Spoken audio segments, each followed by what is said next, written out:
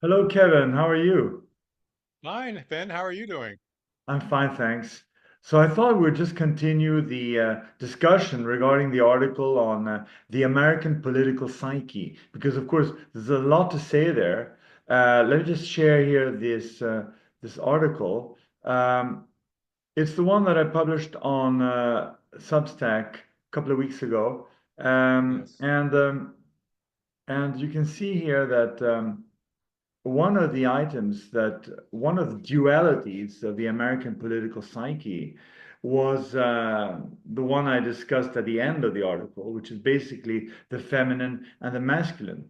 And what I was trying to explain was that this mix of a quite feminine, fanatical desire to improve the world, combined with a masculine, very technical, very resource-oriented, KPI-based willingness to drive it for commercial benefit.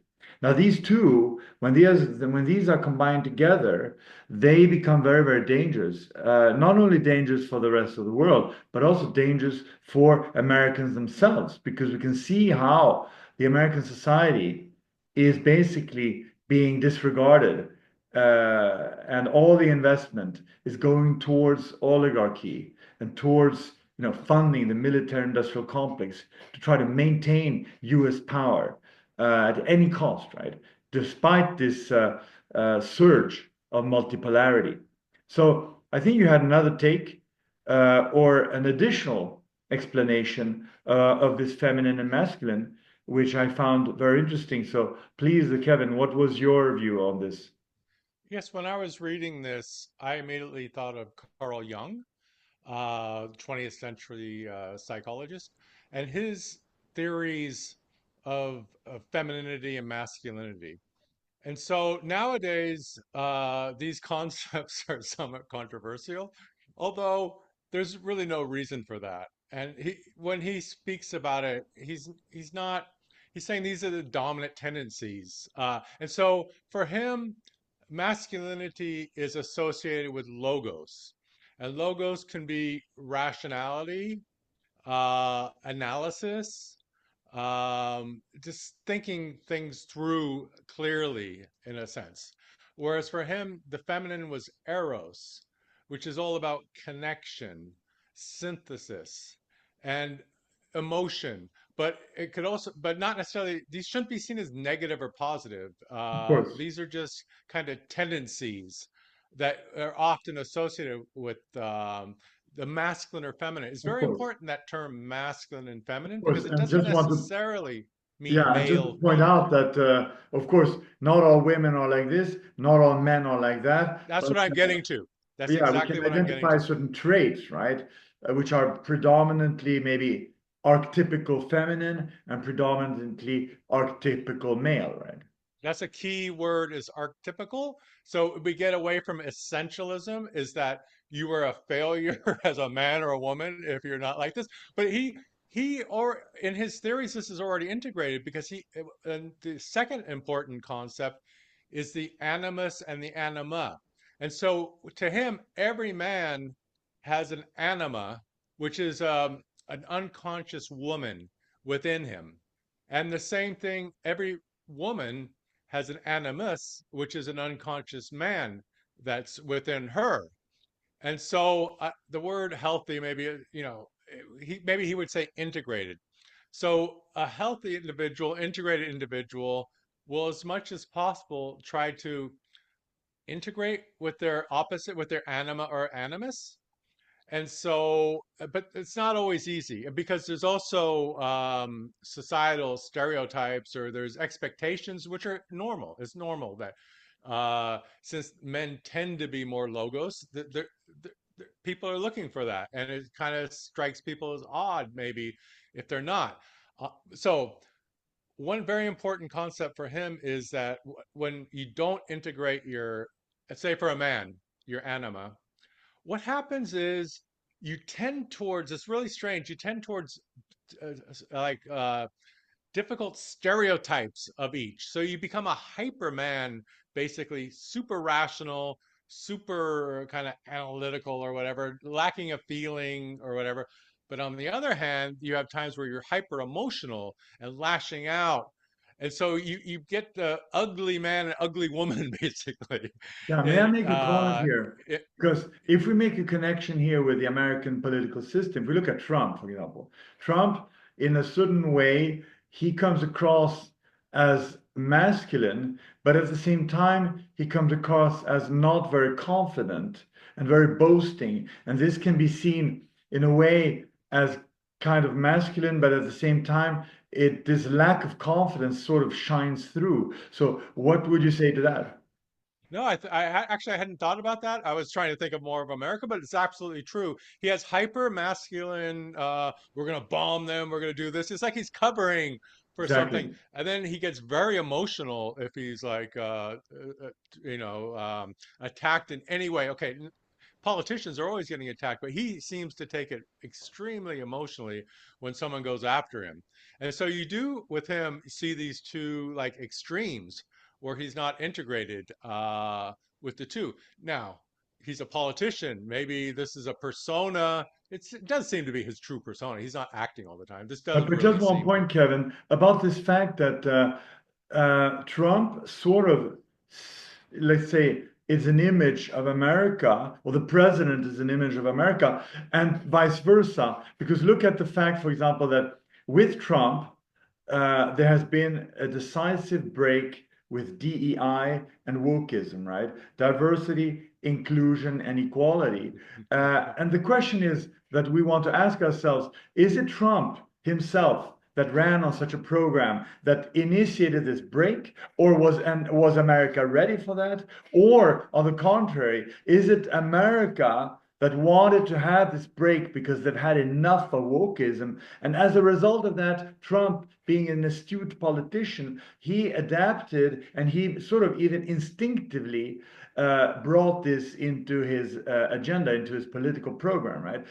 So that's how I make sort of the connection between the president himself and America as a society and the values that are shifting, the president being sort of a vessel, right? To me, and maybe this is complotis, a little bit conspiracy theory, but I don't think it's necessarily Trump. What I seriously think is I think it was October 7th Hamas attack where a lot of very important, say the Israeli lobby and important oligarchs basically saw they got scared. They had been a lot of oligarchs had been pushing diversity and DEI. It had been very popular among the elite. And maybe for good reason. They felt this was a way to keep the pressure cooker, to cut tensions. The only people they were hurting basically were straight white males who have learned to shut up and take it. And okay, they have their little outbursts, and then Trump won was a little, but he didn't change anything during his first thing. And if you really look at him, he's not right way. He's a liberal from New York City. I mean, he was Exactly. hanging out with Michael And Jackson yeah, and and he was actually yep, more connected to the Jewish community in New York and also the Democratic Party. But let's get back to this male-female yes, there. So how this interconnects with the male-female. yes. And so so we for the wokeism, I think it was more pragmatic. I think that they've I think the people in charge have seen that America is going in an anti-Zionist direction, which is obvious. It is. And so they're cracking down on diversity, even maybe some anti-immigration, in order to stabilize the situation and give the powers that be time to kind of get people back to Zionism. That's the thing. So when we if we go back to say the United States, which is the point of your article, and we talk about the male female, you do see some exaggerated the two extremes where the extreme because so as from the last time to me America a nation is a female entity, a group entity, metaphorically, archetypically, it's obviously not exactly a female, but I think La Nation, and it's not like as you pointed out. There's some in German, it's the fatherland. Exactly. So not Der always, but I Staat, think right? generally speaking, this is a little wishy-washy, but I think it's one way of as a metaphor to look at it. And so you see like the lashing out. of like the kind of extreme violence from time to time. But up until even Iran, and even maybe Iran, it was always kind of a bullying, like colonial policing actions against smaller countries, which isn't dumb. I mean, you just don't want to go start a ground war with Russia directly. Indirectly, that's one thing. And so, so you would see this. One thing, on the one hand, this unipolar thing where we're bringing, that's the arrows, we're bringing the whole world together under our rule, basically. And the other, and then the lashing out at anyone that threatens this harmony, whatever, gets attacked and brought into the fold. But in the end, it hasn't really worked out that way.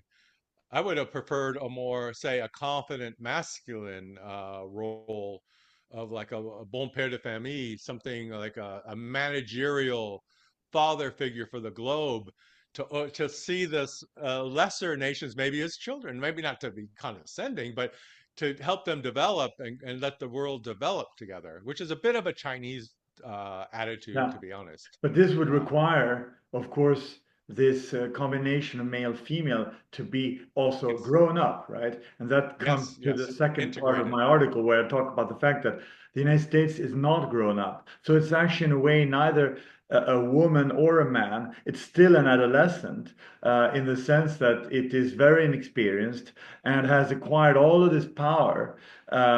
Which it does not know really or understand how to wield. Because even though it maybe doesn't make so much damage, in many cases, it doesn't make always so much damage.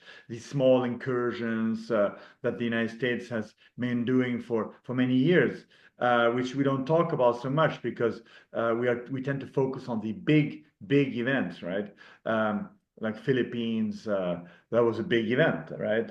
Or It World was. War II, Iraq, etc. But we have to remember that the United States was intervening in South America, Latin America for the better part even of the 19th century. And here we can talk about basically a kind of inefficiency, or at least an efficiency for the rest of the United States society, not an inefficiency maybe for the United Fruits Company, right? But the point is that the United States then has this male and female as you are connecting it with Jung, but at the same time, a very inexperienced one and a very childish in a way in its perception. We can see that even now with the negotiation going on with Iran, how basically foolhardy it is. At the same time as they are trying to play poker, right, all the time with a bad hand, whereas the Iranians are playing chess basically. Basically chess is open by definition. So I think this connection that you make with Jung and the archetypes of male female are extremely interesting and very applicable. I think they can be applicable to many societies, Yes, but they yes, are yes. particularly applicable to Washington, D.C. in a very kind of obvious way. For other nations, it's a little bit more complex. These kind of dichotomies become a bit more complex and difficult to apply, right?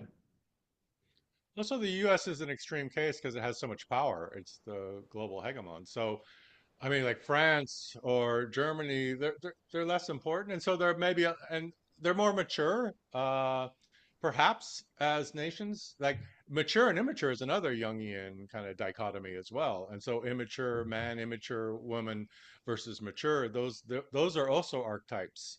And there's, they Yeah. have their there's energy and creativity, but then there's emotion, so it goes in both directions as well. But yeah, I think the immature mature dichotomy versus and the male female work really well in describing the US. And again, because the US is an extreme case, it has so much power, it gets examined more and it expresses itself more. Yeah, exactly. Okay, well, anything you want to add before we finish for this time? I think that we Okay, covered it. great. Well, thanks a lot, Kevin, and talk to you soon. Thank you, Finn. Bye. Thanks. Bye-bye.